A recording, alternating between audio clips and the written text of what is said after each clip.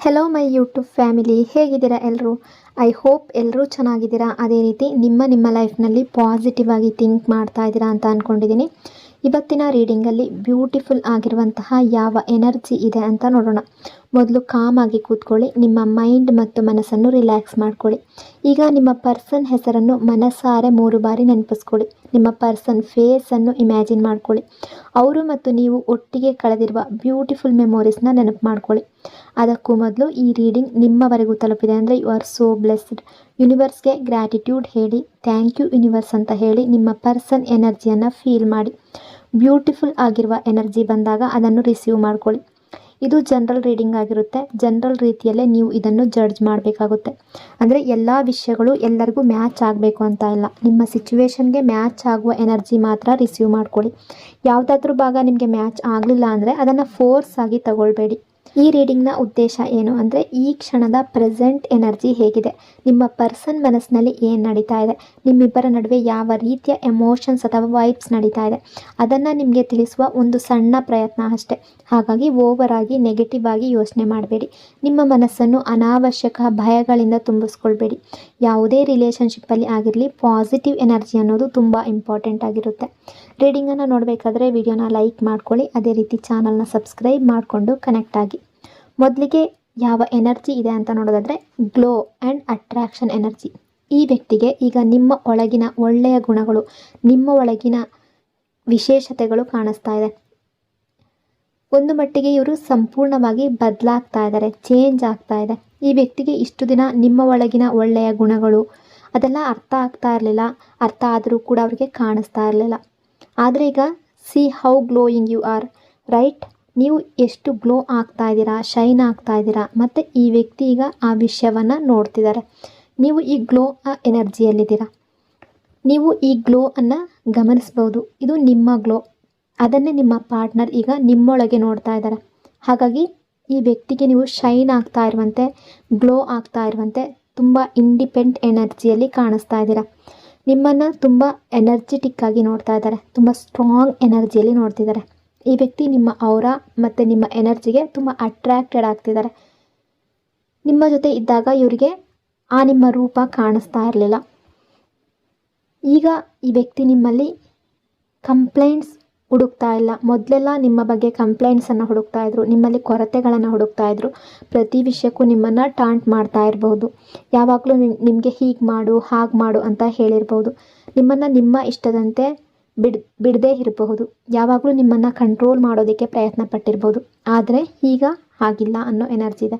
ಈಗ ನೀವು ಸಪ್ರೇಟ್ ಆದ ನಂತರ ಅಥವಾ ದೂರ ಹೋದ್ಮೇಲೆ ಈ ವ್ಯಕ್ತಿಗೆ ನಿಮ್ಮೊಳಗಿನ ಗ್ಲೋ ಕಾಣಿಸ್ತಾ ಇದೆ. ಇವರಿಗೀಗ ನೀವು ಎಷ್ಟು ಎತ್ತರಕ್ಕೆ ಬೆಳೆದಿದ್ದೀರಾ ಅನ್ನೋದು ಕಾಣಿಸ್ತಾ ಇದೆ. ನಿಮ್ಮ ಲೆವೆಲ್ ಈಗ ಇವರಿಗೆ ಅರ್ಥ ಆಗ್ತಾ ಇದೆ. ನಿಮ್ಮನ್ನು ನೋಡಿ ಇವರಿಗೆ ಒಂದು ಫೀಲಿಂಗ್ ಬರ್ತಾ ಇದೆ. ಇವರು ನಿಮ್ಮನ್ನು ನಿಜವಾಗ್ಲೂ ತಿಳ್ಕೊಂಡಿರಲಿಲ್ಲ ಅನ್ನೋ ಫೀಲಿಂಗ್. ಇವರೊಳಗೆ ಒಂದು ಬಲವಾದ ಡಿಸೈರ್ ಹುಟ್ಟುತ್ತಾ ಇದೆ. ನಿಮ್ಮನ್ನು ಇನ್ನಷ್ಟು ಅರ್ಥ ಮಾಡ್ಕೋಬೇಕು, ನಿಮ್ಮ ಜೊತೆ ಇನ್ನಷ್ಟು ಮಾತಾಡಬೇಕು. ಹಾಗಾಗಿ ಅಟ್ರಾಕ್ಷನ್ ಲೆವೆಲ್ ತುಂಬ ಹೈ ಕಾಣಿಸ್ತಾ ಇದೆ. ಆದರೆ ಒಂದು ಸಾಧ್ಯತೆ ಏನಂದರೆ, ಈ ವ್ಯಕ್ತಿ ನಿಮಗೆ ತುಂಬ ಕೋಲ್ಡ್ ಬಿಹೇವಿಯರ್ ತೋರಿಸ್ತಾ ಇರ್ಬೋದು. ಈಗ ಪ್ರೆಸೆಂಟ್ ಟೈಮಲ್ಲಿ ತುಂಬ ಸೈಲೆಂಟ್ ಆಗಿರ್ಬೋದು. ನಿಮ್ಮನ್ನು ಎಷ್ಟು ಲವ್ ಮಾಡ್ತಾರೆ ಅನ್ನೋದನ್ನು ತೋರಿಸ್ತಾ ಇಲ್ಲ. ಅವರ ಫೀಲಿಂಗ್ಸ್ಗಳನ್ನು ಎಕ್ಸ್ಪ್ರೆಸ್ ಮಾಡ್ತಾ ಇಲ್ಲ. ಯಾವ ರೀತಿಯಲ್ಲೂ ಎಕ್ಸ್ಪ್ರೆಸ್ ಮಾಡ್ತಾ ಇಲ್ಲ.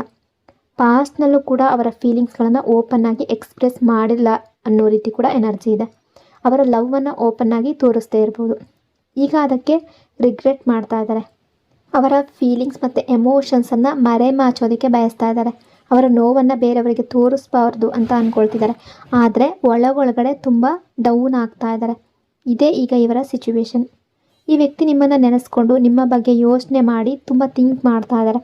ಆದರೆ ಅದನ್ನು ನಿಮಗೆ ತೋರಿಸೋದಕ್ಕೆ ಬಯಸ್ತಾ ಇಲ್ಲ. ಈ ವ್ಯಕ್ತಿ ನಿಮಗೆ ತುಂಬ ಕೋಲ್ಡ್ ಆ್ಯಟಿಟ್ಯೂಡ್ ತೋರಿಸ್ತಾ ಇರ್ಬೋದು, ತುಂಬ ನೆಗ್ಲೆಕ್ಟ್ ಮಾಡ್ತಾ ಇರ್ಬೋದು, ತುಂಬ ಇಗ್ನೋರ್ ಮಾಡ್ತಾ ಇರ್ಬೋದು. ಅದರ ಕಾರಣ ಅವರು ಅವರ ಎಮೋಷನ್ಸನ್ನು ಹೈಡ್ ಮಾಡ್ತಾ ಇದ್ದಾರೆ.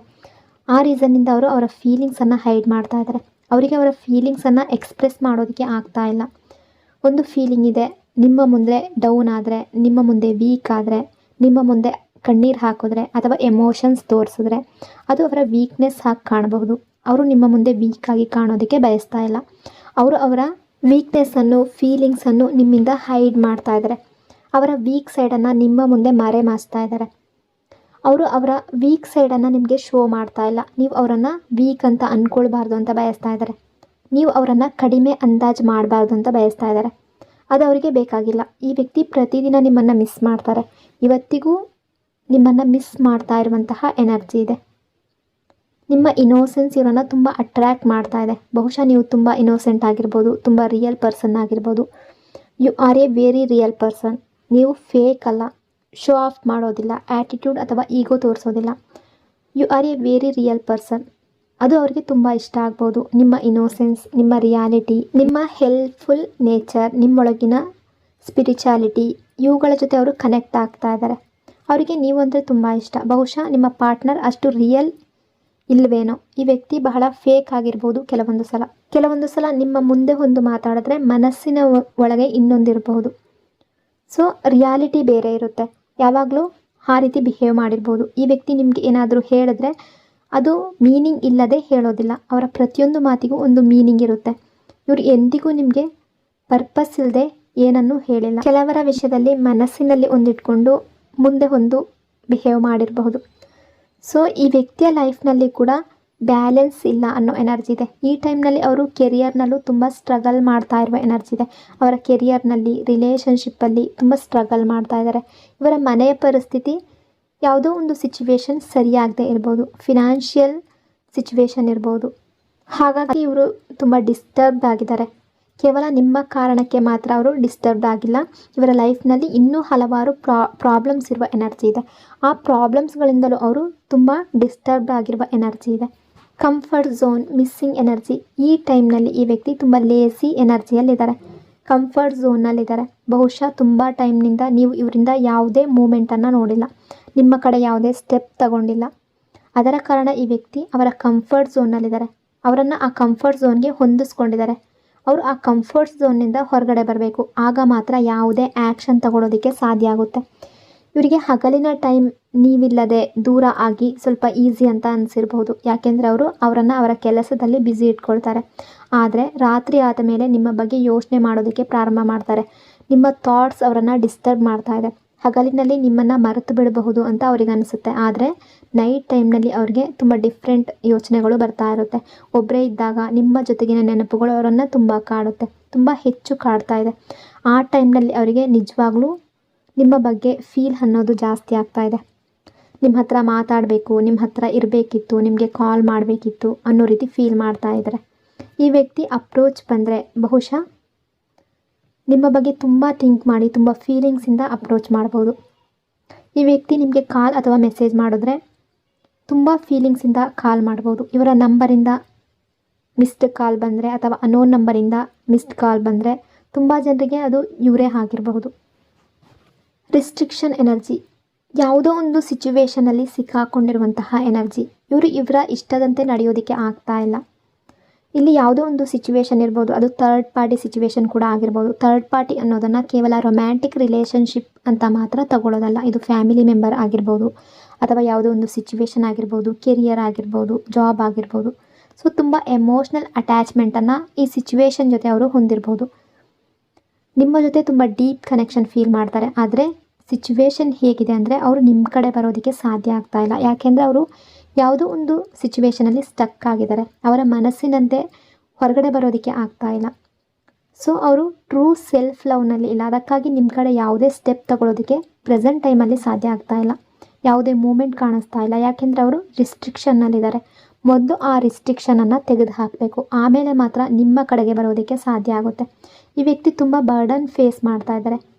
ಯಾವುದೋ ರಿಸ್ಟ್ರಿಕ್ಷನ್ ಇದೆ, ಅದರ ಕಾರಣ ಅವರು ನಿಮ್ಮ ಕಡೆ ಬರೋದಕ್ಕೆ ಸಾಧ್ಯ ಆಗ್ತಾ ಇಲ್ಲ. ನಿಮ್ಮನ್ನು ಪಡೆಯೋದಕ್ಕೆ ಅಥವಾ ನಿಮ್ಮ ಕಡೆ ಬರೋದಕ್ಕೆ ಆ ವ್ಯಕ್ತಿ ಪ್ರಯತ್ನ ಮಾಡಬೇಕು. ಕೆಲವು ರಿಸ್ಟ್ರಿಕ್ಷನ್ಗಳನ್ನು ಸ್ಯಾಕ್ರಿಫೈಸ್ ಮಾಡಬೇಕಾಗುತ್ತೆ. ಟ್ರ್ಯಾಪ್ಡ್ ಎನರ್ಜಿ, ಒಂದು ಸೈಡ್ ಅವರು ಸಿಚುವೇಶನ್ ಕಡೆಗಿದ್ದಾರೆ, ಇನ್ನೊಂದು ಸೈಡ್ ನಿಮ್ಮ ಕಡೆ ಬರಬೇಕು ಅಂತ ಇದ್ದಾರೆ. ಎರಡೂ ಕಡೆ ನಿಲ್ಲೋದಕ್ಕೆ ಸಾಧ್ಯ ಆಗ್ತಾ ಇಲ್ಲ. ಎರಡೂ ಕಡೆ ನಿಂತರೆ ಸದಾ ಕನ್ಫ್ಯೂಷನಲ್ಲೇ ಇರ್ತಾರೆ. ಸೊ ಇವರು ಒಂದು ಸ್ಟಕ್ ಆಗಿರುವ ಎನರ್ಜಿಯಲ್ಲಿದ್ದಾರೆ. ಪೂರ್ಣವಾಗಿ ನಿಮ್ಮ ಕಡೆ ಬರೋದಕ್ಕೆ ಆಗ್ತಾ ಇಲ್ಲ. ನಿಮ್ಮನ್ನು ಮರೆಯೋದಕ್ಕೂ ಕೂಡ ಸಾಧ್ಯ ಆಗ್ತಾ ಇಲ್ಲ. ನಿಮ್ಮನ್ನು ಫರ್ಗೆಟ್ ಮಾಡೋದಕ್ಕೆ ಪ್ರಯತ್ನ ಪಟ್ಟಿದ್ದಾರೆ, ಆದರೆ ಫರ್ಗೆಟ್ ಮಾಡೋದಕ್ಕೆ ಆಗ್ತಾ ಇಲ್ಲ. ರಿಲೇಷನ್ಶಿಪ್ ಅನ್ನೋದು ಮುಂದೆ ಸಾಗ್ತಾ ಇಲ್ಲ.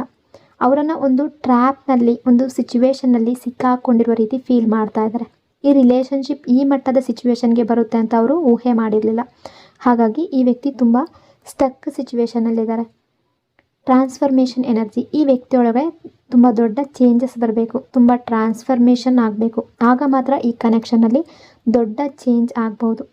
ನಾನು ಹೇಳಿದ ಹಾಗೆ ನಿಮ್ಮ ಕಡೆ ಬರಲು ಕೆಲವು ಸಿಚುವೇಷನ್ನಲ್ಲಿ ಸ್ಟಕ್ ಆಗಿರೋದ್ರಿಂದ ಹೊರಗಡೆ ಬರಬೇಕಾಗುತ್ತೆ. ಕೆಲವು ವಿಷಯಗಳನ್ನು ಬಿಟ್ಕೊಡ್ಬೇಕಾಗ್ಬೋದು, ಬಹಳ ಮೇಜರ್ ಡಿಸಿಷನ್ ತಗೊಳ್ಬೇಕಾಗ್ಬೋದು. ಅವರಿಗೆ ಆ ಕರೇಜ್ ಬರ್ತಿದ್ರೆ ಅವರು ನಿಮ್ಮ ಕಡೆ ಬರೋದಕ್ಕೆ ಸಾಧ್ಯ ಆಗೋದಿಲ್ಲ.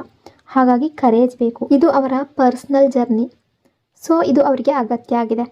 ಸೊ ಇಂತಹ ಸಿಚುವೇಷನಲ್ಲಿ ನೀವು ಕೂಡ ಏನು ಮಾಡಬೇಕು ಅಂತ ಯೋಚನೆ ಮಾಡ್ತಾ ಇದ್ದೀರಾ. ಇಂಥ ಟೈಮ್ನಲ್ಲಿ ನೀವು ಮಾಡಬೇಕಾಗಿರೋದು ಏನು ಅಂದರೆ ಅವರಿಗಾಗಿ ಪ್ರೇ ಮಾಡೋದು. ಯಾಕೆಂದರೆ ಇದು ಅವರ ಪರ್ಸ್ನಲ್ ಜರ್ನಿ, ಅದನ್ನು ಕಂಪ್ಲೀಟ್ ಮಾಡೋದು ಅವರ ಜವಾಬ್ದಾರಿ. ನೀವು ಕೂಡ ಈ ವ್ಯಕ್ತಿಯಿಂದ ತುಂಬ ಲೆಸನ್ಸ್ ಕಲ್ತಿದ್ದೀರಾ, ತುಂಬ ಲರ್ನಿಂಗ್ಸ್ ಈ ಕನೆಕ್ಷನ್ಗೆ ಅಟ್ಯಾಚ್ ಆಗಿತ್ತು. Financial help energy. ನೀವು ತುಂಬ ಸಲ ಕೆಲವರ ಲೈಫ್ನಲ್ಲಿ ನೀವು ಇವರಿಗೆ ತುಂಬ ಸಲ ಹೆಲ್ಪ್ ಮಾಡಿರ್ಬೋದು, ಹಣಕಾಸಿನ ವಿಷಯದಲ್ಲಿ ಅಥವಾ ಎಮೋಷ್ನಲಿ ಹೆಲ್ಪ್ ಕೊಟ್ಟಿರ್ಬೋದು. ಸೊ ಅವರು ಅದರ ಬಗ್ಗೆ ಕೂಡ ಥಿಂಕ್ ಮಾಡ್ತಾ ಇದ್ದಾರೆ. ನೀವು ಯಾವಾಗಲೂ ಇವರಿಗಾಗಿ ಹೆಲ್ಪ್ ಮಾಡ್ತಾ ಇದ್ರಿ, ಅದು ಫಿನಾನ್ಷಿಯಲಿ ಆಗಿರ್ಬೋದು, ಎಮೋಷ್ನಲಿ ಆಗಿರ್ಬೋದು, ಇವ್ರ ಜೊತೆ ಸ್ಟ್ರಾಂಗ್ ಆಗಿ ನಿಲ್ತಾ ಇದ್ರಿ. ಈಗಲೂ ಇವ್ರಿಗೆ ನಿಮ್ಮ ಮೇಲೆ ಎಕ್ಸ್ಪೆಕ್ಟೇಷನ್ ಇಟ್ಕೊಂಡಿದ್ದಾರೆ. ಎಲ್ಲದರಲ್ಲೂ ನೀವು ಇವ್ರ ಜೊತೆ ಸ್ಟ್ರಾಂಗ್ ಆಗಿ ನಿಲ್ತೀರಾ ಅನ್ನೋ ಫೀಲಿಂಗ್ಸ್ ಇದೆ.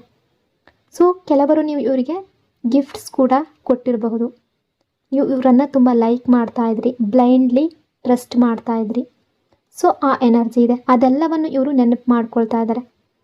ಈ ಬ್ಲೈಂಡ್ ಟ್ರಸ್ಟ್ ಕಾರಣದಿಂದಲೇ ಇಷ್ಟು ಹೆಲ್ಪ್ ನೀವು ಮಾಡಿರಬಹುದು.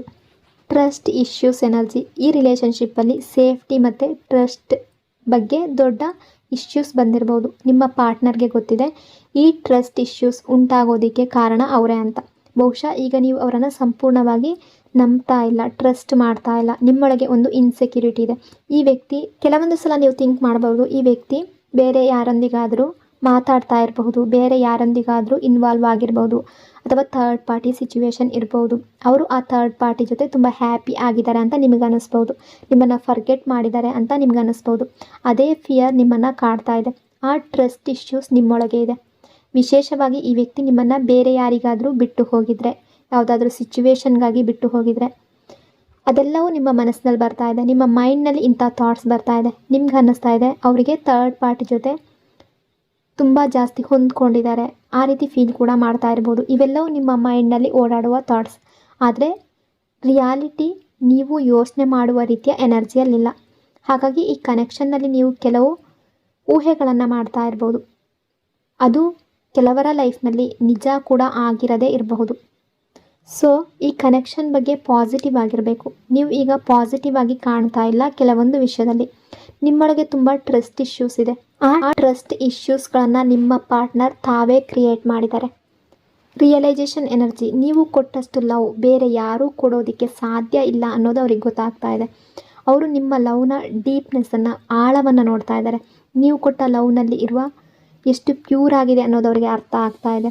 ಸೊ ಅವರು ಈಗ ನಿಮ್ಮ ಒಳ್ಳೆಯ ಗುಣಗಳನ್ನು ನೋಡ್ತಾ ಇದ್ದಾರೆ. ನಾನು ಮೊದಲೇ ಹೇಳಿದ ಹಾಗೆ ಈ ವ್ಯಕ್ತಿ ಬೇರೆ ಯಾರೊಂದಿಗಾದರೂ ನಿಮ್ಮ ಬಗ್ಗೆ ಮಾತಾಡಿದ್ರೆ ಯಾವಾಗಲೂ ನಿಮ್ಮನ್ನು ಅಪ್ರಿಷಿಯೇಟ್ ಮಾಡ್ತಾರೆ, ನಿಮ್ಮ ಬಗ್ಗೆ ಒಳ್ಳೆಯದನ್ನೇ ಹೇಳ್ತಾರೆ ಅನ್ನೋ ಎನರ್ಜಿ ಇದೆ. ನೀವು ಎಷ್ಟು ಬ್ಯೂಟಿಫುಲ್ ಆಗಿದ್ರಿ, ನಿಮ್ಮ ನೇಚರ್ ಎಷ್ಟು ಹೆಲ್ಪ್ಫುಲ್ ಆಗಿತ್ತು, ಎಲ್ಲವನ್ನ ಅಪ್ರಿಷಿಯೇಟ್ ಮಾಡ್ತಾರೆ. ಅವರು ನಿಮ್ಮ ಬಗ್ಗೆ ನೆಗೆಟಿವ್ ಆಗಿ ಮಾತನಾಡೋದಿಲ್ಲ, ನಿಮ್ಮ ಬಗ್ಗೆ ಬ್ಯಾಡ್ ಆಗಿ ಹೇಳೋದಿಲ್ಲ, ಏನೂ ತಪ್ಪಾಗಿ ಹೇಳ್ತಾ ಇಲ್ಲ ಅನ್ನೋ ಎನರ್ಜಿ ಇದೆ. ಸ್ಟಬರ್ನ್ ಈಗೋ ಎನರ್ಜಿ. ನಿಮ್ಮ ಪಾರ್ಟ್ನರ್ ತುಂಬ ಸ್ಟಬರ್ನ್ ಆಗಿ ಕಾಣ್ತಾ ಇದ್ದಾರೆ. ಈ ವ್ಯಕ್ತಿ ಏನಾದರೂ ಡಿಸೈಡ್ ಮಾಡಿಕೊಂಡ್ರೆ ಅದನ್ನು ಮಾಡೇ ತೀರಿಸ್ತಾರೆ. ಅವರ ಈಗೋ ಕೂಡ ತುಂಬ ಸ್ಟಬರ್ನ್, ತುಂಬ ಈಗೋ ಡ್ರೈವನ್ ಪರ್ಸನ್. ಇವರ ಸಿಚುವೇಶನ್ ಏನಂದರೆ ನಿಮ್ಮಿಂದ ದೂರ ಇದ್ದು ನಿಮಗಾಗಿ ಪೇಯ್ನ್ ಫೀಲ್ ಮಾಡ್ತಾರೆ, ನಿಮ್ಮನ್ನು ಮಿಸ್ ಮಾಡ್ತಾರೆ, ನೋವು ಅನುಭವಿಸ್ತಾರೆ. ಆದರೆ ಅವರ ಈಗೋವನ್ನು ಬಿಟ್ಟು ನಿಮ್ಮ ಹತ್ರ ಬರೋದಿಲ್ಲ. ಇದು ಅವರ ಸಿಚುವೇಶನ್. ಅಷ್ಟು ಜಾಸ್ತಿ ಹಠಮಾರಿ ಆಗಿದೆ ಅವರ ಈಗೋ. ಈ ವ್ಯಕ್ತಿಗೆ ಹೈಲಿ ಹಠಮಾರಿ ಈಗೋ ಇದೆ. ಅವರು ಒಬ್ಬರ ಬಗ್ಗೆ ಯಾವುದಾದ್ರೂ ಒಪಿನಿಯನ್ ಮಾಡಿಕೊಂಡ್ರೆ ಆ ವ್ಯಕ್ತಿ ನಂತರ ಸರಿಯಾಗಿರೋದು ಮಾಡಿದ್ರೂ ಕೂಡ ಅವರ ಕಣ್ಣಲ್ಲಿ ತಪ್ಪಾಗೆ ಕಾಣ್ತಾರೆ. ಸೊ ಆ ರೀತಿಯ ಎನರ್ಜಿ ಕೂಡ ಇದೆ. ಆ ರೀತಿ ಥಿಂಕ್ ಮಾಡುವ ವ್ಯಕ್ತಿ ಕೂಡ ಆಗಿರ್ಬೋದು. ಇವರ ಥಾಟ್ ಪ್ರೊಸೆಸ್ ಚೇಂಜ್ ಮಾಡೋದು ತುಂಬ ಕಷ್ಟ. ಯಾವುದೇ ವಿಷಯದಲ್ಲಾದರೂ ತುಂಬ ಕಷ್ಟ ಇದೆ. ಆದರೆ ನಿಮ್ಮ ವಿಷಯದಲ್ಲಿ ಅವರ ಮನಸ್ಸಿನಲ್ಲಿರುವ ಫೀಲಿಂಗ್ಸ್ಗಳು ಚೇಂಜ್ ಆಗ್ತಾ ಇದೆ. ಯಾಕೆಂದರೆ ಈಗ ಅವರು ನಿಮ್ಮನ್ನು ತುಂಬ ಪಾಸಿಟಿವ್ಲಿ ನೋಡ್ತಾ ಇದ್ದಾರೆ. ಈ ಕನೆಕ್ಷನನ್ನು ಕೂಡ ಪಾಸಿಟಿವ್ ಆಗಿ ನೋಡ್ತಾ ಇದ್ದಾರೆ. ಸೊ ಮುಂದಿನ ದಿನಗಳಲ್ಲಿ ಇಬ್ಬರು ಕಾಂಟ್ಯಾಕ್ಟ್ ಮಾಡೋದಿಲ್ಲ ಅಥವಾ ದೂರ ಆಗ್ತೀವಿ ಅಂತ ಅಂದ್ಕೊಂಡಿದ್ರೆ ಈಗ ಅವರ ಫೀಲಿಂಗ್ಸ್ ಅನ್ನೋದು ಚೇಂಜ್ ಆಗ್ತಾ ಇದೆ. ಪಾಸಿಬಲ್ ಇದೆ ಅನ್ನೋ ರೀತಿ ಥಿಂಕ್ ಮಾಡ್ತಾ ಇದ್ದಾರೆ. ಈ ಕನೆಕ್ಷನ್ಗೆ ಫ್ಯೂಚರ್ ಇದೆ ಅನ್ನೋ ರೀತಿ ಯೋಚನೆ ಮಾಡ್ತಾ ಇದ್ದಾರೆ. ಇಲ್ಲಿ ಯಾವುದೇ ಸಿಚುವೇಶನ್ ಅಡ್ಡ ಇದ್ದರೆ ಅದು ಎಂಡ್ ಆಗುತ್ತೆ ಅನ್ನೋ ರೀತಿ ಯೋಚನೆ ಮಾಡ್ತಾ ಇದ್ದಾರೆ. ಸೊ ಈ ವ್ಯಕ್ತಿ ನಿಮ್ಮ ಲವ್ ಮುಂದೆ ಬೇರೆ ಯಾವುದೇ ಸಿಚುವೇಶನ್ ಇದ್ದರೂ ಕೂಡ ಅದು ವೀಕ್ ಅನ್ನೋ ರೀತಿ ಥಿಂಕ್ ಮಾಡ್ತಾ ಇದ್ದಾರೆ. ಅದರ ಕಾರಣ ಅವರು ಇಲ್ಲಿ ತುಂಬ ಅಟ್ಯಾಚ್ಡ್ ಆಗಿದ್ದಾರೆ. ಒಂದು ಅವೇಕ್ನಿಂಗ್ ಮೂಮೆಂಟ್ ಅನ್ನೋದು ಕಾಣಿಸ್ತಾ ಇದೆ. ಅವರ ಕಣ್ಣುಗಳು ತೆರೆದುಕೊಳ್ತಾ ಇದೆ. ನಾನು ಏನು ಮಾಡ್ತಾ ಇದ್ದೆ ಅನ್ನೋ ರೀತಿ ಯೋಚನೆ ಮಾಡ್ತಾ ಇದ್ದಾರೆ. ನಾನು ಯಾವ ತಪ್ಪು ಮಾಡಿದೆ ಅನ್ನೋದನ್ನು ಅರ್ಥ ಮಾಡ್ಕೊಳ್ತಾ ಇದ್ದಾರೆ. ಈ ರಿಯಲೈಸೇಷನ್ ಅವರಿಗೆ ಬರಬಹುದು ಅನ್ನೋ ಎನರ್ಜಿ ಇದೆ. ಸೊ ನಿಮಗೆ ಡಿವೈನ್ ಮೆಸೇಜ್ ಯಾವ ರೀತಿ ಇದೆ ಅಂತ ನೋಡೋದಾದರೆ, ಕೆಲವು ವಿಷಯಗಳನ್ನು ಡಿವೈನ್ ಕೈಗೆ ಬಿಡಬೇಕು, ಡಿವೈನ್ ಕೈಗೆ ಒಪ್ಪಿಸ್ಬೇಕು. ಅದರ ಬಗ್ಗೆ ವರಿ ಮಾಡ್ಕೊಳ್ಬಾರ್ದು, ಸ್ಟ್ರೆಸ್ ತಗೊಳ್ಬಾರ್ದು. ಇದು ಹೀಗೆ ಕಾಯ್ತು ಹಾಗಾಯಿತು ಅಂತ ಯೋಚನೆ ಮಾಡ್ತಾ ಇರಬಾರ್ದು. ಕೆಲವೊಮ್ಮೆ ಡಿವೈನ್ ನಮ್ಮ ಒಳ್ಳೆಯದಕ್ಕಾಗಿ ಕೆಲವು ಥಿಂಗ್ಸ್ ಮಾಡ್ತಾ ಇರುತ್ತೆ. ಕೆಲವೊಮ್ಮೆ ಫುಲ್ ಬ್ಯಾಕ್ ಸಿಕ್ಕಿದ್ರೂ ಕೂಡ ಅದು ನಮ್ಮನ್ನು ಇನ್ನಷ್ಟು ಮುಂದೆ ಕರೆದೊಯ್ಯುತ್ತೆ. ಹಾಗಾಗಿ ಅದನ್ನು ನೆನ್ಬಿಟ್ಕೊಳ್ಳಿ. Just wait and watch. Deep feelings energy.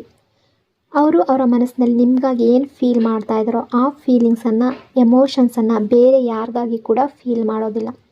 ಆ ಫೀಲಿಂಗ್ಸ್ ತುಂಬ ಯೂನಿಕ್ ಆಗಿದೆ. ಅವರು ಅನುಭವಿಸುವ ಆ ಎಮೋಷನ್ಸ್, ಆ ಫೀಲಿಂಗ್ಸ್ ಅದು ಕೇವಲ ನಿಮಗಾಗಿ ಅನ್ನೋ ಎನರ್ಜಿ ಇದೆ. ಲೈಫ್ನಲ್ಲಿ ಕೆಲವರು ಸ್ಪೆಷಲ್ ಆಗಿರ್ತಾರೆ. ಅವರಿಗಾಗಿ ನೀವು ಅಂಥ ಸ್ಪೆಷಲ್ ಪರ್ಸನ್. ಈ ವ್ಯಕ್ತಿ ನಿಮ್ಮ ಜೊತೆ ಡೀಪ್ ಲೆವೆಲ್ ಕನೆಕ್ಷನನ್ನು ಫೀಲ್ ಮಾಡ್ತಾ ಇದ್ದಾರೆ. ಈ ಕನೆಕ್ಷನ್ನ ಗ್ರಾವಿಟಿ ಮತ್ತು ಡೆಪ್ತನ್ನು ಈಗ ಅರ್ಥ ಮಾಡ್ಕೊಳ್ತಾ ಇದ್ದಾರೆ. ಈ ಕನೆಕ್ಷನ್ ಎಷ್ಟು ಡೀಪ್ ಆಗಿದೆ ಅನ್ನೋದು ಅವರಿಗೆ ಅರ್ಥ ಆಗ್ತಾ ಇದೆ. ರಿಯಾಲಿಟಿ ತುಂಬ ಬೇಗ ಅವರನ್ನು ಹಿಟ್ ಮಾಡ್ತಾ ಇದೆ. ಸೊ ಇಲ್ಲಿ ಯಾವುದೇ ಸಿಚುವೇಶನ್ ಇದ್ದರೂ ಕೂಡ ಅದು ಅವರ ಮುಂದೆ ಬರುತ್ತೆ. ಸೊ ನಾನು ನನ್ನ ಬೆಸ್ಟ್ ಟ್ರೈ ಮಾಡ್ತಾ ಇದ್ದೀನಿ ಅಂತ ಅವರು ಹೇಳೋದಕ್ಕೆ ಬಯಸ್ತಾ ಇದ್ದಾರೆ. ಅವರ ಕಡೆಯಿಂದ ಸಾಧ್ಯವಾದಷ್ಟು ಎಫರ್ಟ್ ಹಾಕೋದಕ್ಕೆ ಪ್ರಯತ್ನ ಪಡ್ತಾರೆ ಅನ್ನೋ ಎನರ್ಜಿ ಇದೆ. ನಿಮ್ಮಿಬ್ಬರ ನಡುವೆ ಥಿಂಗ್ಸ್ ಸರಿಯಾಗಲಿ ಅಂತ ಪ್ರಯತ್ನಿಸ್ತಾ ಇದ್ದಾರೆ. ಅವರ ಬೆಸ್ಟ್ ಕೊಡ್ತಾ ಇದ್ದಾರೆ. So peaceful energy. ನೀವು ಇವರನ್ನು ಬಿಟ್ಟು ಹೋಗಬಾರ್ದು ಅನ್ನೋ ಫೀಲಿಂಗ್ಸಲ್ಲಿದ್ದಾರೆ. Insecurity energy. ನೀವು ತುಂಬ ಸ್ಪೆಷಲ್ ಅಂತ ಅಂದ್ಕೊಳ್ತಿದ್ದಾರೆ. ಇಲ್ಲಿ ಯಾವುದೇ ಸಿಚುವೇಶನ್ ಅಡ್ಡ ಇದ್ದರೂ ಕೂಡ ಅವರು ನಿಮ್ಮನ್ನು ಮಿಸ್ ಮಾಡದೆ ಇರ್ತಾ ಇಲ್ಲ, ನಿಮ್ಮನ್ನು ನೆನಪಿಸ್ಕೊಳ್ದೆ ಇರ್ತಾ ಇಲ್ಲ. ಅವರು ನಿಮ್ಮನ್ನು ತುಂಬ ಫೀಲ್ ಮಾಡ್ತಾ ಇದ್ದಾರೆ ನಿಮ್ಮ ಬಗ್ಗೆ ಥಿಂಕ್ ಮಾಡಿ. ಇನ್ನೂ ನಿಮ್ಮ ಮೇಲೆ ಪ್ರೀತಿ ಅನ್ನೋದು ತುಂಬ ಜಾಸ್ತಿ ಆಗ್ತಾ ಇದೆ. ನಿಮ್ಮ ಲುಕ್ಸ್ ನೋಡಿ ಕೆಲವೊಮ್ಮೆ ತುಂಬ ಇನ್ಸೆಕ್ಯೂರ್ ಫೀಲ್ ಆಗ್ತಾ ಇದ್ದಾರೆ. ಬಹುಶಃ ನೀವು ತುಂಬ ಬ್ಯೂಟಿಫುಲ್ ಅಥವಾ ಹ್ಯಾಂಡ್ಸಮ್ ಆಗಿರ್ಬೋದು. ಕೆಲವೊಮ್ಮೆ ನಿಮ್ಮ ಲುಕ್ಸ್ ಅವರನ್ನು ಇನ್ಸೆಕ್ಯೂರ್ ಮಾಡ್ತಾ ಇದೆ. ನೀವು ಅವರಿಗಿಂತ ಬೆಟರ್ ಕಾಣ್ತೀರಿ ಅನ್ನೋ ಫೀಲಿಂಗ್ ಅವ್ರಿಗೆ ಬರ್ತಾ ಇದೆ. ಈ ಇನ್ಸೆಕ್ಯೂರಿಟಿ ಕೂಡ ಅವರೊಳಗಡೆ ಇದೆ. ಅವರು ನಿಮ್ಮ ಕಡೆ ತುಂಬ ಸ್ಟ್ರಾಂಗ್ ಅಟ್ರ್ಯಾಕ್ಷನ್ ಫೀಲ್ ಮಾಡ್ತಾ ಇದ್ದಾರೆ. ತುಂಬ ಸ್ಟ್ರಾಂಗ್ ಅಟ್ರ್ಯಾಕ್ಷನ್. ಮತ್ತು ಕೆಲವೊಮ್ಮೆ ಗಿಲ್ಟ್ ಕೂಡ ಫೀಲ್ ಮಾಡ್ತಾ ಇದ್ದಾರೆ. ನಿಮಗೆ ಕೊಟ್ಟ ಪೇಯ್ನ್, ನಿಮಗೆ ಕೊಟ್ಟ ಹರ್ಟ್, ನೀವು ಅನುಭವಿಸಿದ ನೋವು, ಇದೆಲ್ಲ ಅವ್ರಿಗೆ ಗಿಲ್ಟ್ ಫೀಲ್ ಆಗ್ತಾ ಇದೆ. ಈ ವ್ಯಕ್ತಿಗೆ ನಿಮ್ಮ ಬಗ್ಗೆ ತುಂಬ ಎಮೋಷನ್ಸ್ ಇದೆ. ಕೆಲವೊಮ್ಮೆ ಸಿಟ್ಟು ಕೂಡ ಫೀಲ್ ಮಾಡ್ತಾರೆ. ಕೆಲವೊಮ್ಮೆ ಜಲಸಿ ಫೀಲ್ ಮಾಡ್ತಾರೆ. ನೀವು ಇವರನ್ನು ಬಿಟ್ಟು ದೂರ ಹೋಗ್ತಾ ಇದ್ದೀರೇನೋ, ಇವರಿಲ್ಲದೆ ನೀವು ಖುಷಿಯಾಗಿದ್ದೀರೇನೋ ಅನ್ನೋ ರೀತಿ ಫೀಲ್ ಮಾಡ್ತಾ ಇದ್ದಾರೆ. ನಿಮ್ಮ ಬಗ್ಗೆ ಪ್ಯಾಷನ್ ಫೀಲ್ ಮಾಡ್ತಾ ಇದ್ದಾರೆ, ಲವ್ ಫೀಲ್ ಮಾಡ್ತಾ ಇದ್ದಾರೆ, ತುಂಬ ಎಮೋಷನ್ಸ್ ಫೀಲ್ ಮಾಡ್ತಾ ಇದ್ದಾರೆ ಅನ್ನೋ ಎನರ್ಜಿ ಇದೆ. ಇದು ಕೇವಲ ಲವ್ ಮಾತ್ರ ಅಲ್ಲ, ಲವ್ ಜೊತೆ ಹಲವಾರು ಎಮೋಷನ್ಸ್ ಬರ್ತಾ ಇದೆ. ನೀವು ಯಾರನ್ನಾದರೂ ಲವ್ ಮಾಡಿದಾಗ ಸಿಟ್ಟು ಕೂಡ ಬರ್ಬೋದು, ಇನ್ಸೆಕ್ಯೂರಿಟಿ ಕೂಡ ಬರ್ಬೋದು, ಪಾಸಿಟಿವ್ ಫೀಲಿಂಗ್ ಕೂಡ ಬರಬಹುದು, ಒಬ್ಸೆಷನ್ ಕೂಡ ಬರಬಹುದು. ಹಾಗಾಗಿ ಲವ್ ಒಂದು ಸಿಂಗಲ್ ಎಮೋಷನ್ ಅಲ್ಲ, ಲವ್ ಜೊತೆಗೆ ಹಲವಾರು ಎಮೋಷನ್ಸ್ ಬರುತ್ತೆ. ಈ ವ್ಯಕ್ತಿ ಈಗ ಅದನ್ನು ಅರ್ಥ ಮಾಡ್ಕೊಳ್ತಾ ಇದ್ದಾರೆ. Deep connection energy. ನಿಮ್ಮಿಬ್ಬರನ್ನು ಸಂಪೂರ್ಣವಾಗಿ ಸಪ್ರೇಟ್ ಮಾಡೋದು ಈಸಿ ಅಲ್ಲ ಅಂತ ಅವ್ರಿಗೆ ಅನ್ನಿಸ್ತಾ ಇದೆ. ಯಾವುದೋ ಒಂದು ವಿಷಯದಲ್ಲಿ ಇವರಿಗೆ ನಿಮ್ಮ ಅಗತ್ಯ ಇದೆ ಅನ್ನೋ ರೀತಿ ತುಂಬ ಫೀಲ್ ಮಾಡ್ತಾ ಇದ್ದಾರೆ. ಸೊ ಅವ್ರಿಗೆ ನಿಮ್ಮ ಎಮೋಷ್ನಲ್ ಹೆಲ್ಪ್ ಬೇಕಾಗಿರ್ಬೋದು. ಯಾವುದೋ ಒಂದು ರೀತಿಯಲ್ಲಿ ನೀವು ಅವ್ರ ಜೊತೆ ಸ್ಟ್ರಾಂಗ್ ಆಗಿ ನಿಂತ್ಕೊಳ್ಬೇಕು ಅನ್ನೋ ಫೀಲಿಂಗ್ ಬರ್ತಾ ಇದೆ. Delay energy. ಅವರು ತುಂಬ ಥಿಂಗ್ಸನ್ನು ತುಂಬ ಡಿಲೇ ಮಾಡುವ ವ್ಯಕ್ತಿ ಕೂಡ ಆಗಿರ್ಬೋದು. ಒಂದು ಸಲ ಅವ್ರಿಗೆ ಅನಿಸುತ್ತೆ ಕಾಲ್ ಮಾಡಬೇಕು, ಮೆಸೇಜ್ ಮಾಡಬೇಕು, ನಂತರ ಅವರು ಡಿಲೇ ಮಾಡ್ತಾರೆ. ಆಮೇಲೆ ಮಾಡಿದ್ರಾಯ್ತು, ನಂತರ ಮಾಡಿದ್ರಾಯ್ತು, ಈ ರೀತಿ ಇವರು ತುಂಬ ಸಲ ಮಾಡಿರ್ಬೋದು. ಬಟ್ ಅದೆಲ್ಲದರಿಂದ ಇವರು ಈಗ ಫೀಲ್ ಮಾಡ್ಕೊಳ್ತಾ ಇದ್ದಾರೆ. ಹಾಗಾಗಿ ಈಗ ಪ್ರತಿದಿನ ಅವರು ನಿಮ್ಮ ಬಗ್ಗೆ ಯೋಚನೆ ಮಾಡುವ ಎನರ್ಜಿಯಲ್ಲಿದ್ದಾರೆ. ನೀವಲ್ಲದೆ ಬೇರೆ ಯಾರೂ ಕೂಡ ಇವರನ್ನು ಅಷ್ಟೊಂದು ನಿಜವಾಗಿ ಪ್ರೀತಿ ಮಾಡೋದಿಲ್ಲ ಅನ್ನೋ ಫೀಲಿಂಗ್ ಇವ್ರಿಗೆ ಬರ್ತಾ ಇದೆ. ಯಾಕೆಂದರೆ ನಿಮ್ಮ ಲವ್ನಲ್ಲಿದ್ದ ಟ್ರುತ್ ಬೇರೆ ಯಾರ ಲವ್ನಲ್ಲೂ ಅವರಿಗೆ ಕಾಣಿಸ್ಲಿಲ್ಲ. ನಿಮ್ಮ ಲವ್ನ ಪ್ಯೂರಿಟಿ, ನಿಮ್ಮ ಅನ್ಕಂಡೀಷ್ನಲ್ ನೇಚರ್, ಆ ಪ್ಯೂರಿಟಿ ಬೇರೆ ಯಾರಲ್ಲೂ ಕಾಣಿಸ್ಲಿಲ್ಲ. ಹಾಗಾಗಿ ಕೆಲವೊಮ್ಮೆ ಅವರು ತುಂಬ ಥಿಂಕ್ ಮಾಡ್ತಾ ಇದ್ದಾರೆ. ನಿಜವಾಗ್ಲೂ ಇವರನ್ನು ಅರ್ಥ ಮಾಡ್ಕೊಂಡಿರುವವರು ನೀವು ಮಾತ್ರ ಅನ್ನೋ ಫೀಲಿಂಗ್ ಬರ್ತಾ ಇದೆ. ಸೊ ಕಂಪೇರ್ ಮಾಡಿ ನೋಡ್ತಾ ಇದ್ದಾರೆ. ಅವರಿಗೆ ಸಾಧ್ಯ ಆಗ್ತಾ ಇಲ್ಲ. ಬಹುಶಃ ಅವರು ನಿಮ್ಮನ್ನು ರೀಪ್ಲೇಸ್ ಮಾಡೋದಕ್ಕೆ ಪ್ರಯತ್ನ ಪಟ್ಟಿರ್ಬೋದು. ನಿಮ್ಮ ಜಾಗದಲ್ಲಿ ಬೇರೆ ಯಾರನ್ನಾದರೂ ತರೋದಕ್ಕೆ ಪ್ರಯತ್ನ ಪಟ್ಟಿರ್ಬೋದು. ಆದರೆ ಅದು ಪಾಸಿಬಲ್ ಆಗಲಿಲ್ಲ. ನಿಮ್ಮನ್ನು ರೀಪ್ಲೇಸ್ ಮಾಡೋದಕ್ಕೆ ಸಾಧ್ಯ ಆಗಲಿಲ್ಲ. ಸೊ ಕೆಲವರು ಈ ರೀತಿ ಯೋಚನೆ ಮಾಡ್ತಾ ಇರ್ಬೋದು, ಇದು ಲವ್ ಅಲ್ಲ, ಕೇವಲ ಅಟ್ರಾಕ್ಷನ್. ಆದರೆ ಸಿಚುವೇಶನ್ ಅಷ್ಟೇ ಅಲ್ಲ, ಈ ವ್ಯಕ್ತಿಯ ಲೈಫ್ನಲ್ಲಿ ಪಾಸ್ಟ್ನಲ್ಲಿ ನಡೆದ ಘಟನೆಗಳು ಕೂಡ ಇರ್ಬೋದು. ಯಾವುದಾದ್ರೂ ರಿಲೇಷನ್ಶಿಪ್ಪಲ್ಲಿ ತುಂಬ ಹರ್ಟ್ ಆಗಿರ್ಬೋದು, ಅಥವಾ ಇವರು ತುಂಬ ಎಮೋಷನ್ಸನ್ನು ಹೊಂದಿರುವ ವ್ಯಕ್ತಿ ಆಗಿರ್ಬೋದು. ಆ ಎಮೋಷನ್ಸನ್ನು ಯಾರೂ ಅರ್ಥ ಮಾಡ್ಕೊಳ್ದೇ ಇರ್ಬೋದು, ಅವರ ಫೀಲಿಂಗ್ಸ್ಗೆ ವ್ಯಾಲ್ಯೂ ಕೊಡದೇ ಇರ್ಬೋದು, ಅಥವಾ ಪಾಸ್ಟ್ನಲ್ಲಿ ಇವ್ರಿಗೆ ಏನೋ ಒಂದು ಹರ್ಟ್ ಆಗಿರುವ ಸಾಧ್ಯತೆ ಕೂಡ ಇದೆ. ಸೊ ಆ ನೋವಿನ್ನೂ ಹೀಲ್ ಆಗಿಲ್ಲ, ಅವ್ರಿಗೆ ಇನ್ನರ್ ವರ್ಕ್ ಅಗತ್ಯ ಇದೆ, ಹೀಲಿಂಗ್ ಅಗತ್ಯ ಇದೆ. ಸೈಲೆಂಟ್ ಎನರ್ಜಿ, ಈ ವ್ಯಕ್ತಿ ನಿಮಗಾಗಿ ತುಂಬ ನೀಡಿ ಫೀಲ್ ಮಾಡ್ತಾ ಇದ್ದಾರೆ, ತುಂಬ ಯೋಚನೆಯಲ್ಲಿ ಮುಳುಗಿದ್ದಾರೆ. ಆದರೆ ಅದನ್ನು ನಿಮಗೆ ಶೋ ಮಾಡ್ತಾ ಇಲ್ಲ, ಯಾಕೆಂದರೆ ಹಾಗೆ ಮಾಡಿದ್ರೆ ಅವರ ಈಗೋ ಅನ್ನೋದು ಹರ್ಟ್ ಆಗುತ್ತೆ ಅಂತ.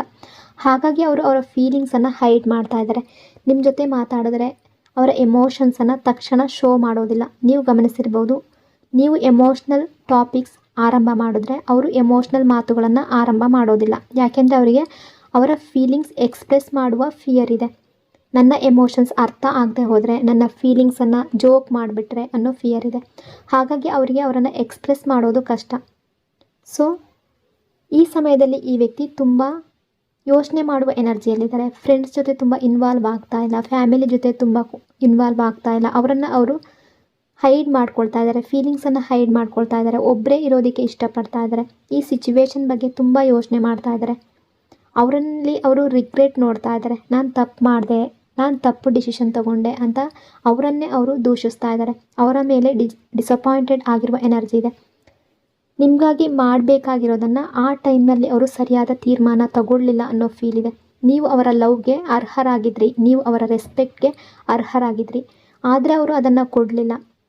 ಸೊ ನಿಮಗೆ ರೂಡಾಗಿ ನಿಮ್ಮ ಹತ್ರ ಬಿಹೇವ್ ಮಾಡಿರ್ಬೋದು, ಹರ್ಟ್ ಮಾಡಿರ್ಬೋದು. ಅದಕ್ಕಾಗಿ ಅವರನ್ನು ಅವರು ರಿಗ್ರೆಟ್ ಫೀಲ್ ಮಾಡ್ಕೊಳ್ತಾ ಇದ್ದಾರೆ, ರಿಯಲೈಸೇಷನ್ ಆಗ್ತಾ ಇದೆ. ಸೊ ನಾನು ಆ ರೀತಿ ಮಾಡದೇ ಇದ್ದಿದ್ರೆ ಅನ್ನೋ ರೀತಿ ಯೋಚನೆ ಮಾಡ್ತಾ ಇದ್ದಾರೆ. ಅವರ ಮೇಲೆ ಅವರು ಡಿಸಪಾಯಿಂಟೆಡ್ ಆಗಿದ್ದಾರೆ, ಅವರನ್ನೇ ಅವರು ತುಂಬ ಬ್ಲೇಮ್ ಮಾಡ್ಕೊಳ್ತಾ ಇದ್ದಾರೆ. ಆ ಎನರ್ಜಿ ಇದೆ.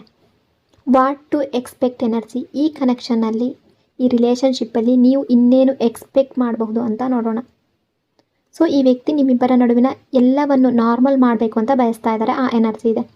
ಒಂದು ಸಲ ಹಠಾತ್ತಾಗಿ ಸಡನ್ನಾಗಿ ನಿಮ್ಮ ಮುಂದೆ ಬಂದು ಈ ವ್ಯಕ್ತಿ ಕಾಂಟ್ಯಾಕ್ಟ್ ಮಾಡ್ಬೋದು, ಮೀಟ್ ಆಗ್ಬೋದು, ನಿಮ್ಮ ಜೊತೆ ಮತ್ತೆ ಮಾತಾಡೋದಕ್ಕೆ ಪ್ರಾರಂಭ ಮಾಡ್ಬೋದು.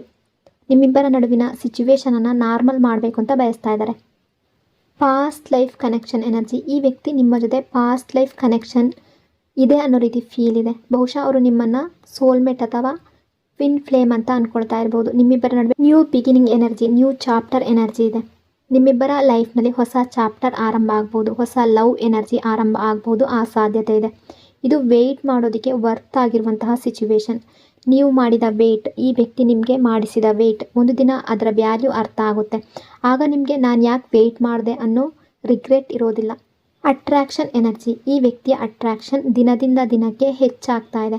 ಈ ವ್ಯಕ್ತಿ ಹೆಚ್ಚು ಪೊಸೆಸಿವ್ ಆಗ್ತಾ ಇದ್ದಾರೆ, ಹೆಚ್ಚು ಅಬ್ಸೆಸ್ಡ್ ಆಗ್ತಾ ಇದ್ದಾರೆ, ಹೆಚ್ಚು ಅಟ್ರಾಕ್ಟೆಡ್ ಆಗ್ತಾ ಇದ್ದಾರೆ. ತುಂಬ ಬೇಗ ಈ ವ್ಯಕ್ತಿ ಕೆಲವು ಆ್ಯಕ್ಷನ್ ತಗೊಳ್ಳುವ ಎನರ್ಜಿಯಲ್ಲಿದ್ದಾರೆ. ಟ್ರೂ ಲವ್ ಎನರ್ಜಿ, ಈ ವ್ಯಕ್ತಿ ನನ್ನನ್ನು ಲವ್ ಮಾಡ್ತಾರಾ ಇಲ್ವಾ ಅನ್ನೋ ರೀತಿ ನಿಮ್ಮ ಮನಸ್ಸಿನಲ್ಲಿ ಕ್ವಶನ್ ತುಂಬ ಸಲ ಬರ್ತಾ ಇರ್ಬೋದು. ಬಟ್ ಎನರ್ಜಿಯ ಪ್ರಕಾರ ಎಸ್, ಟ್ರೂ ಲವ್ ಇದೆ ಮತ್ತು ನಿಮ್ಮಿಬ್ಬರ ಕೆಮಿಸ್ಟ್ರಿ ತುಂಬ ಸ್ಟ್ರಾಂಗ್ ಆಗಿದೆ, ತುಂಬ ಬ್ಯೂಟಿಫುಲ್ ಕನೆಕ್ಷನ್ ಆಗಿದೆ, ತುಂಬ ಪಾಸಿಟಿವ್ ಎನರ್ಜಿ ಅನ್ನೋದು ಕಾಣ್ತಾ ಇದೆ. ಇದು ಇವತ್ತಿನ ಈ ವ್ಯಕ್ತಿಯ ಎನರ್ಜಿ ಆಗಿತ್ತು. ಸೊ ಈ ರೀಡಿಂಗ್ ನಿಮಗೆ ಇಷ್ಟ ಆಗಿದೆ ಅಂದ್ಕೊಂಡಿದ್ದೀನಿ. ಇಷ್ಟ ಆಗಿದರೆ ಪಾಸಿಟಿವ್ ಆಗಿ ಕಮೆಂಟ್ ಮಾಡಿ. ಇನ್ನೊಂದು ಬ್ಯೂಟಿಫುಲ್ ರೀಡಿಂಗಲ್ಲಿ ಮತ್ತೆ ಸಿಗ್ತೀನಿ. ಅಲ್ಲಿವರೆಗೂ ಟೇಕ್ ಕೇರ್. ನಿಮ್ಮ ಪ್ರೀತಿ, ನಿಮ್ಮ ಸಪೋರ್ಟ್ಗೆ thank you so much. Lots and lots of love. God bless you all.